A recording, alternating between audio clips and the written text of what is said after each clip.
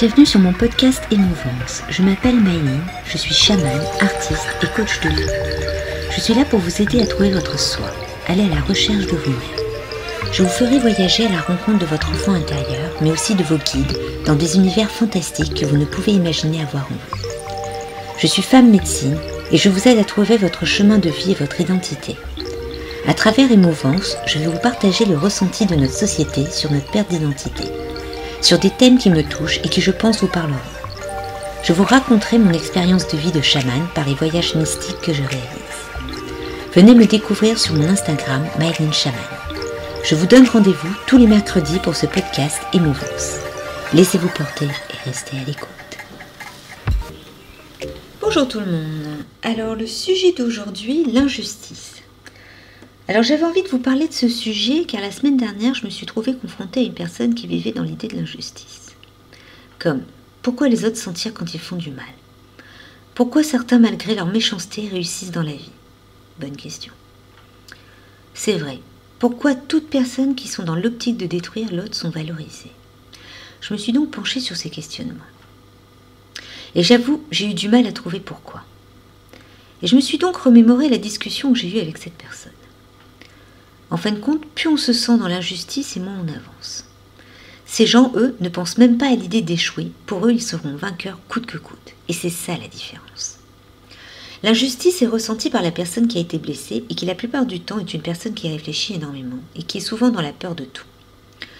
Alors que l'ennemi en face, lui, est dans la logique de réussir et quoi qu'il advienne, il balaye tout sur son passage. Son but, c'est lui et son bien à lui. Et c'est ça qui est intéressant. C'est sa façon de voir les choses qui fait que cette personne réussit dans la vie, malgré sa méchanceté. Après, je ne dis pas qu'un jour, après avoir fait trop de mal, cela ne lui revienne pas en pleine face. Mais en attendant, sa vision de la vie fait qu'il se sent nullement coupable, mais plutôt fier. Il a cette facilité de faire abstraction de ses actes. Et je trouve ça intéressant. Car lorsque l'on ressent de l'injustice, on devrait se relever et se battre pour soi aussi. Pas automatiquement lancer un procès, mais montrer à l'autre que nous aussi on sait réussir, malgré ce qu'il nous a fait subir.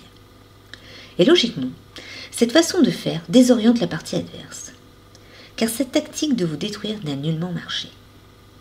On pense souvent que la justice est là pour nous aider à régler cette injustice, donc on se lance dans des démarches juridiques sans fin, qui la plupart du temps vous épuisent, vous pompent toute votre énergie et votre morale. Il y a un proverbe anglais que j'aime bien qui dit « Une rigide justice est souvent la plus grande injustice ». Et cela n'est pas faux. Car trop de temps s'écoule entre la faute subie et la décision délivrée par le tribunal. Entre-temps, vous avez perdu de l'argent et votre vie. Bien sûr, je ne dis pas que la justice ne sert à rien, mais elle est trop lente dans certains cas. Et puis il faut savoir que celui qui vous a fait du mal a souvent plus de pouvoir et arrive à gagner par des techniques non réglementaires. L'injustice est hélas souvent liée à la justice.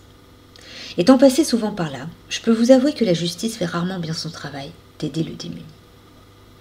Comme tout dans notre société, c'est une question de pouvoir et d'argent, hélas. Donc lorsque vous subissez une injustice ou que vous en voyez une et que cela ne vous concerne pas, vous pouvez aider en soutenant la personne psychologiquement, mais chacun son libre arbitre. Et quand cela vous concerne, dites-vous si vous avez du temps à perdre avec tout ça, ou vous battre en vous montrant plus fort, et réussir n'est pas plus valorisant pour vous et votre santé. L'injustice est un mot utilisé par des caliméros. Vous vous rappelez? C'est pas juste. Donc oubliez votre coquille cassée et devenez un phénix qui renaît de ses cendres pour montrer de quoi vous êtes capable malgré ce que vous avez subi. Le plus bel exemple, c'est Oprah Winfrey. Dites-vous que cette femme a été pauvre, violée, humiliée, mais elle s'est toujours battue pour avancer. Car le plus important, c'était elle. À vous de réfléchir sur le mot injustice, s'il est si valable que ça de se plaindre au lieu de se battre. Et je peux vous dire que je sais de quoi je parle. J'ai été une vraie caliméro une bonne partie de ma vie. Actuellement, j'ai 3 places en précommande pour connaître votre animal de pouvoir. J'ai aussi pour les habitués 3 places pour un voyage au tambour pour mai. Et je lance une mini-conférence en présentiel pour découvrir mon chamanisme. Donc si vous êtes intéressé, n'hésitez pas à me suivre sur mes pages Instagram et Facebook sous le nom de Maëline Chamane, où vous trouverez tous mes services et créations artistiques. Et je vous dis à la semaine prochaine, et apprenez à être vous.